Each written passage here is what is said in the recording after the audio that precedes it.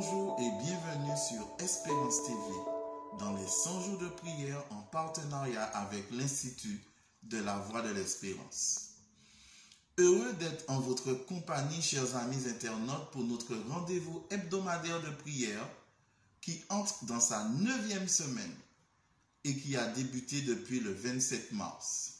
Notre thème central, du sein de notre urgent besoin, invoquons Jésus. Notre sujet du jour, un régime juste. Qui n'a jamais souhaité retrouver son allure de jeunesse? Moi, oui.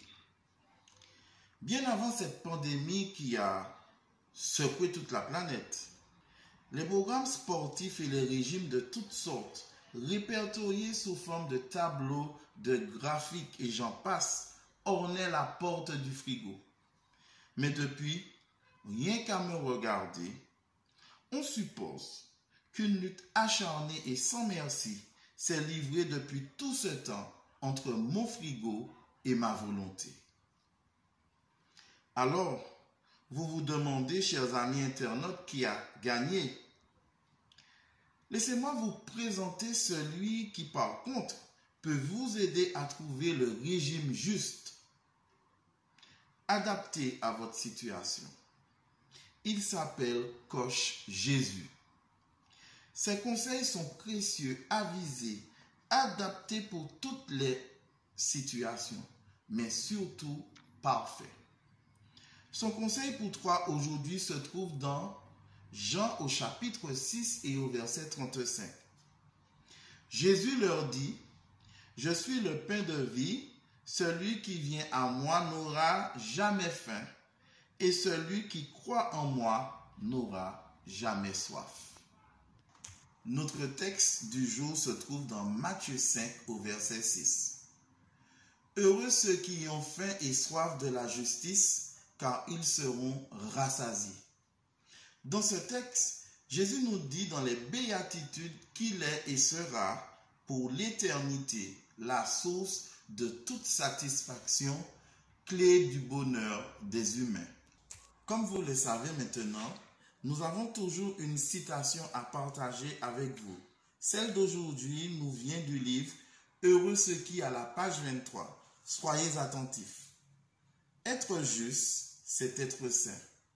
C'est ressembler à Dieu et Dieu est amour. 1 Jean 4, le verset 16. C'est obéir à la loi de Dieu, car tous ses commandements sont justes.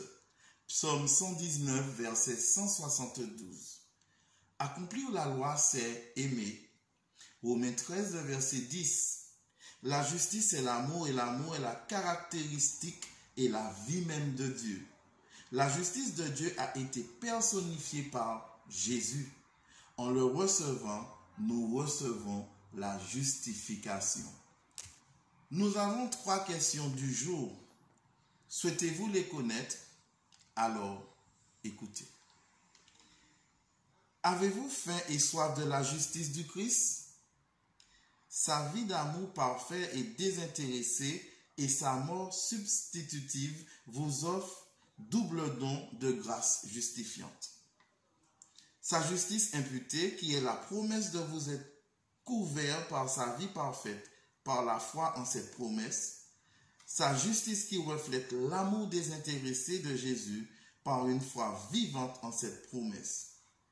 Ce double don vous comblera. Il vous satisfera pleinement. Il vous conduira au salut. Pourquoi ne pas l'accepter aujourd'hui et commencer à vivre une vie heureuse et remplie de Jésus dans la conscience de cette réalité étonnante de l'amour rédempteur de Dieu? Aujourd'hui, le témoignage de Jane et Marcia seront le sujet de reconnaissance à notre Dieu. Jane nous dit, « Dieu a guéri les malades pour lesquels j'ai prié. Il a aussi incroyablement touché le cœur de ma famille. » Marcia, quant à elle, elle nous livre son témoignage ainsi. « Ma fille a été dépendante de la drogue pendant de nombreuses années. Elle était sans abri et a même été emprisonnée. Notre groupe de prière a commencé à prier pour elle et grâce à cette action, elle est maintenant dans un établissement où elle reçoit de l'aide, sa santé s'améliore, elle a un intérêt renouvelé pour Dieu et elle lit des livres de l'esprit de prophétie. Elle confesse que c'est Dieu qui l'a aidée. Je loue Dieu pour l'amour qu'il nous porte et pour son aide au cours de ces années déchirantes. Les pleurs durent une nuit, mais la joie vient au matin, nous dit-elle. Merci Seigneur de nous montrer aujourd'hui que tu agis plus que jamais en faveur de tes enfants. Je vous invite maintenant, chers amis internautes, à prendre un crayon et une feuille de papier sur laquelle vous noterez les 4 requêtes de prière du jour pour lesquelles vous et moi, nous aurons à prier durant cette semaine.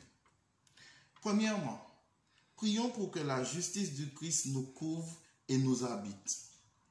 Prions pour que Dieu intervienne dans l'épidémie de méningite cérébro-spinale qui s'est déclarée dans la région du Haut-Ouest du Ghana.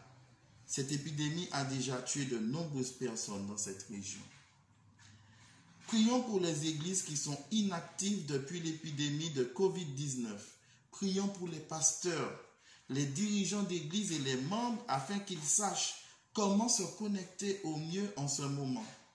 Prions pour qu'une nouvelle emphase soit mise sur l'importance de la prière. Et enfin, prions pour les membres du Myanmar qui utilisent Internet pour diffuser l'Évangile en cette période de crise. Je vous invite maintenant à incliner la tête pour une courte prière. Tendre Père Céleste, nous avons tendance à oublier que tu es le grand médecin. Tu es celui qui, en toutes circonstances, saura nous conseiller. Celui qui, en toutes circonstances, saura nous donner la nourriture appropriée afin de faire de nous des êtres debout, solides, physiquement, mentalement et spirituellement. Merci, tendre Père, en cette période de trouble, de nous rassurer par ta parole, de nous rassurer par la présence de ton Saint-Esprit. Nous t'en prions en Jésus pour ta gloire. Amen. Merci de nous avoir écoutés, chers amis internautes, et à bientôt.